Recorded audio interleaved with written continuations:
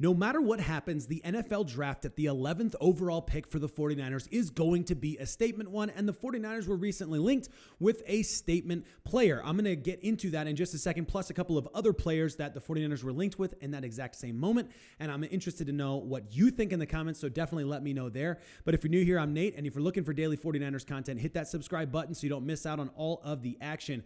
I have a big shout out to my guy Brian, who commented this today, and if you want to be a shout out comment on the channel, comment below in this video for tomorrow's video. I will find a shout out comment. My shout out comment today is for Brian, and it's because I really like where Brian's coming from. If I think I understand it correctly, but I do disagree on one level. So Brian's comment is they should go after Debo. They should let go of Debo, and keep Dre. Like for like swap, you can get rid of your wide back, whatever you want to call him, wide receiver, running back, Deebo Samuel. You can keep Dre Greenlaw. If you can make that trade, do you make that trade? Okay.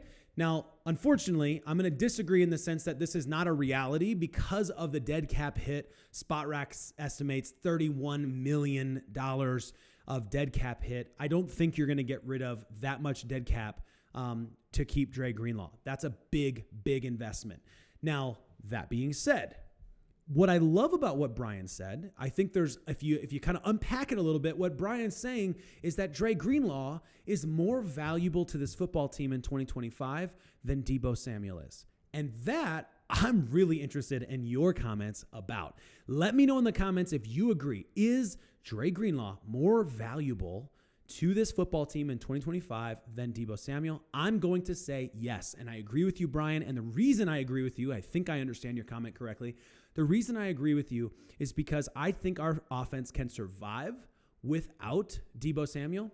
I don't think our defense can survive without a linebacker like Dre Greenlaw. And I don't think we're going to get a Dre Greenlaw on a discount, a young up-and-coming guy who's going to have what he gives us. I don't think we're going to find it. So I think, honestly, if it were as simple as a like-for-like swap and that were the only option, so you can keep one or you can keep the other, I'd keep Dre. That's just my take. Let me know what you think in the comments there. Let's get into the news that kind of came out today and the links to this guy right here, Nic Scourton, okay? This is an interesting one. So DraftWire projects the 49ers will pick Texas A&M edge rusher Nic Scourton. Here's what Kyle Madsen said about this. And stick around for this starts to get really interesting really fast, okay? Scourton is an intriguing prospect with good size and athleticism that should quickly translate to the NFL. He's listed at 6'4", 280, but he moves laterally much like a smaller defensive end. He spent his first 2 years at Purdue and led the Big Ten in sacks with 10 in 2023 season as a sophomore.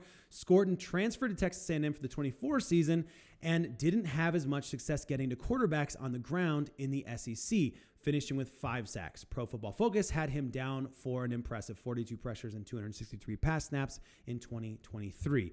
Now, I want to talk about that because Pro Football Focus also said something else about Nic Scourton way back before the season even started. Here's what PFF said.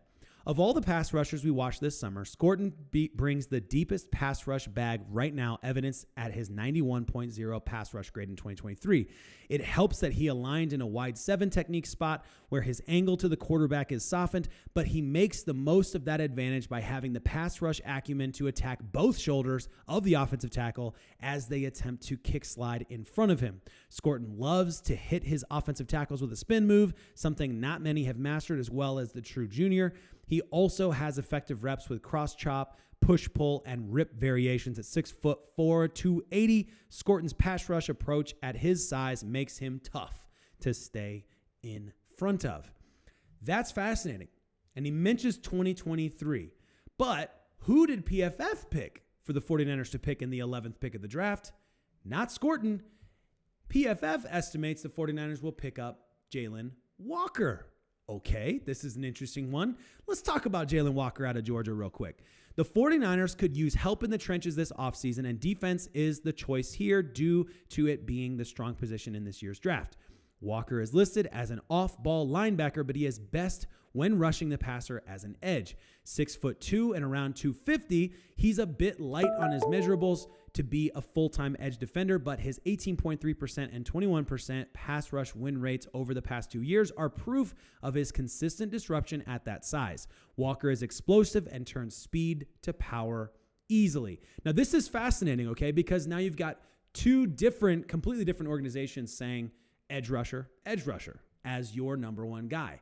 But do you know in PFF's estimations who goes after the 11th pick in the draft?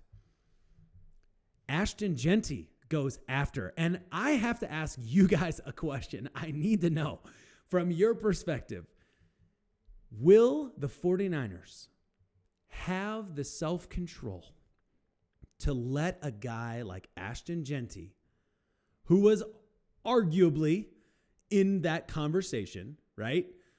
Would they be able to let that kind of a talent pass by? Let me know what you think in the comments about that one. I think that one's interesting.